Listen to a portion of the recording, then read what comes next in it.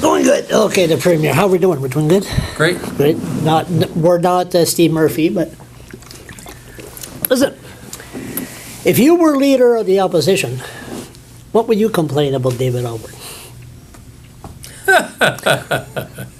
Look, I guess what they're complaining about. And if they use this in question period, I will hang every one of them. Oh, what they're complaining about David Alward is that he's doing what he said he would do by trying to develop natural gas in a responsible way. You know? Oh, here we go. But I guess that's the type of thing. Look, people will always find reasons to say you're doing something that you should be or shouldn't be. People have their own ideas, and I fully accept that. I also take responsibility for the decisions we take, and there will be some things that people agree with and some things people don't. I've got to be able to sleep at night. I can tell you, as a whole, I sleep pretty good. You sleep pretty good? I've got to feel comfortable with decisions that I take or that we take, and have confidence in that, and I do. You do? Okay, here we go. I think this, here we're getting to the itty-gritty stuff. Shale gas. Boy, you're a stubborn man. Shale gas. So you got two reports, medical and from the Professor Lapierre. Did you read it? Yeah, I've been through them. I couldn't read it. I had one book that was this thick. I couldn't read that. I've looked at both of them as I've been looking at information that comes along. Two different reports that have been done. One is by Dr. Clary, who works within the public health system, and then Dr. Lapierre, who was asked to go out and meet with citizens across the province. I think both have validity in terms of ideas and recommendations. I think the first thing to say is both government and industry have let people down in terms of communication, trying to get information out. It's not easy, and it's always easier for someone to post something on YouTube or whatever it happens to be. People can do anonymous responses, and they're not held accountable. No. That whole part of it. So governments traditionally find it difficult to respond that way. And the other thing I would say, whether it's right or it's wrong, myself as Premier, I'm a politician, so people always say that there's a hidden.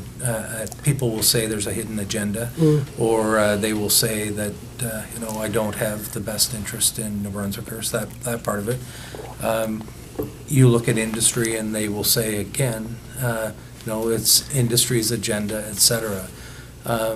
But I guess what I would put back, I just was in Saint Marie de Kent the last month and a half or so, down to their fall fair, and there was a guy there who wanted to raise the issue of shale gas development to me, and he let me know what he thought, and people have that right. At the very same breath, he started raising concerns about young New Brunswickers, leaving New Brunswick to go to work in the West.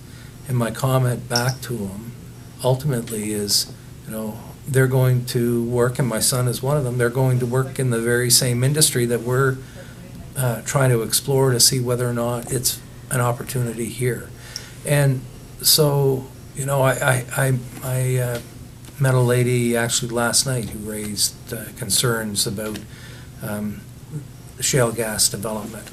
And my question for her again was, what are we going to do to build an economy in our province? Because ultimately, the services people want, whether that's education, you talked about education, whether it's healthcare, whether it's social assistance, whatever it is, we have to have a strong economy to be able to do it. Yeah, I understand that. It makes sense. But we have to make sure that people... But you cannot fool around with water. Absolutely, and I like that when you say absolutely, but... And we've been saying that from square one. So, it's interesting. There hasn't been a well fracked in New Brunswick, okay, since November of 2010, 2 weeks after we came into government. Why is that now? the process hasn't led to that. My message is, this is not a race. This is not something that is being done out of control. We're doing the necessary work to put the regulations in place, which, quite frankly, the Liberal Party, the previous government, let New Brunswickers down. So the process wasn't in place. Excuse me. Does that mean if Sean Graham would have got reelected, that maybe there'll be still drilling? If Sean Graham had got reelected, if you look at the two platforms, okay, our platform said we believe in the responsible development of shale gas. Okay, that was our platform. Sean Graham's platform said not only did they believe in the development of shale gas, they were going to expedite the process. They were going to increase the process. So, you know, it's a little bit hypocritical, or a lot hypocritical, for, you know, what the Liberal Party is doing today. But they're doing what they feel they have to do. What we're focused on, and which is what we've been focused on. Number one, you know, there's only going to be a natural gas industry in New Brunswick if it can be done safely. Both Dr. Clary and Dr. LaPierre, in their reports, have set out what they believe Regulation. or the requirements for being able to take steps forward. So neither one of them called on a moratorium, as an example. So that's, you know, we're certainly reviewing the information, looking at the information, but in no way has what has been taking place been anything that has been haphazard and out of control. And what we've said is just the contrary. We need to make sure that we get regulations in place and monitoring in place that can provide confidence for people and communities. They're going to be marching here the 25th of November. The anti-shale gas is going to be marching at the Ledge. Ledge open November 25th, I think? No, probably the 27th. 25th, I think. 25th? Is probably a Sunday. Oh, was it? Thank you very much. Anyway, they're going to come here again, maybe a couple of hundreds. And will you face the protesters? Look, I've faced them. You've been doing pretty good on I've that faced them one. in the past, and we'll face them before, because, again, I respect people to have, you know, as long as they do it in a responsible way. I respect people's rights, and that's part of the. Do you think by the process. time this term is over, your term is over, this term here, that we'll have a solution, that a decision about shale gas, what we're going to do? Well, I think, you know, what we've been trying to do as a government is bring it forward in a responsible way. I'm certainly interested in what Dr. Clary and Dr. LaPierre and their reports have to say, and, you know, in the coming weeks we'll be making decisions on that.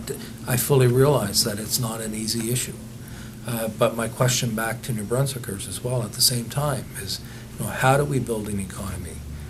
In one area. I can understand in one area if the money stays here in the province.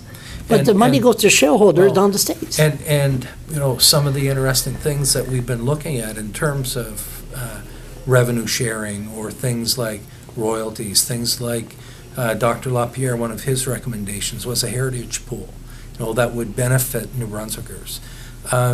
Though, you know, those are the things that, as part of the work that we have been doing and need to be doing. How do we ensure that New Brunswick grows and benefits because of the opportunity? You know, it's interesting. I was elected in '99, and when I was first elected, one of the things that we always New Brunswick measured ourselves off against was Saskatchewan.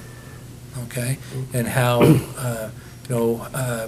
Whether that be debt or the programming, that type of thing, very similar provinces. We're both rural provinces, hardworking people. Today, Saskatchewan is a very different place. Oh, yeah. You know, and that's because of the economy being, and the opportunity to develop their natural resources. And we have some of the same resources here, whether that be natural gas, whether that be potash, whether that be minerals. And I believe that we've got a responsibility for future generations to at least explore those opportunities that are there. You know, it's interesting when somebody who's against natural gas development or natural resource development, when you ask them how do we develop an economy differently, they don't come back with a lot of answers. And, that, I guess, to me, is part of the challenge that's out there, because as a province, we're aging very quickly.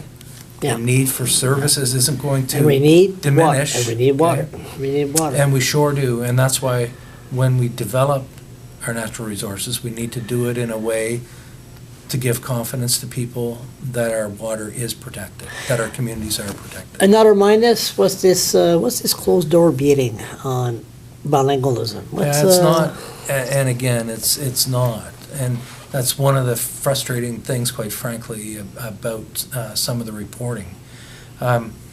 Every 10 years, governments, whoever is there, the Legislative Assembly actually, is mandated to do a review of the Official Languages Act, and that is the process we're going through right now. In the past, that work has been done by the public service. It's been done without any input from the people of New Brunswick. And So there's nothing to hide? So we felt it was important to include the people of New Brunswick. So the Legislative Assembly, both parties in the Legislative Assembly, brought forward a committee to sit to review the legislation. We also decided to seek input from New Brunswickers, so it's been done in many different ways, including surveys online, including the opportunity for people to write in with their recommendations. But public. And including an opportunity to appear before the committee. That's done in camera, and not unlike many other committee sessions that are done. It's been advertised in terms of the process as well. So for people to portray it as being done behind closed doors or in secret is not factual. The other part that's important about it as well is the committee will be bringing forward recommendations. That will be done in a very public way, and ultimately the recommendations with the Official Languages Act will be presented at the Legislative Assembly, which again is a fully public process where there will be opportunity for debate and ultimately decisions. So it's an important part of the process. Never before have New Brunswickers had an opportunity to have input like they have this time. Can we truly afford it, bilingualism? Can we truly afford it? A couple of thoughts on it. It is a significant part of who we are as a province. And the special part of being ultimately a very diverse province, a province that was formed by four linguistic communities, being English, French, Mi'kmaq, and Maliseet. As part of that, we're a lot stronger as a province because we have it. And if I look at the fact today that our children are learning both languages early, that's only can help our province grow. It's great for our economy as well. And look, ING Direct just came to Moncton. 300 excellent paying jobs. I just saw the CEO or the president for Canada last weekend at an event that I was speaking at. I said, "How's it going?" He said, "They're doing very well in the training part of the process." And he said they would not be there if it wasn't for that bilingual labor force. So that's just an example of the opportunity that takes place in New Brunswick because of that. Jim Parrott Granby, have any regrets on what happened? Look, I'm certainly disappointed at what took place, but I don't ultimately regret the fact that we made the decision that we did in a very difficult situation. And it certainly was something that had been building for a long time. Don't every party needs a Nabal LeBlanc? It's what I would say is our caucus has a lot of opportunity to voice their concerns. We have good debates. We work as a team, and that's part of being a team. And if you look at a business, if you look at a community, if you look at a sporting team, if you've got somebody going in the opposite direction, then ultimately you're not going to succeed at what you're trying to do. And that's that was a huge issue. It was something that wasn't going away. It's something that had happened several times, and we had tried to overcome it. That wasn't going to happen. So, he's made a decision ultimately that he wants to work as an independent. I understand that, and I understand, he has been elected by the people of his riding, and he'll continue to do that work. I seen the stern side of you. It's not a pretty sight. So you must. Very rarely. I seen it once. I see that was what? That was 2.5 years ago at the Fredericton Inn. But anyway, so you must have given him a stern look. Say, come on, this is not right, and it didn't work.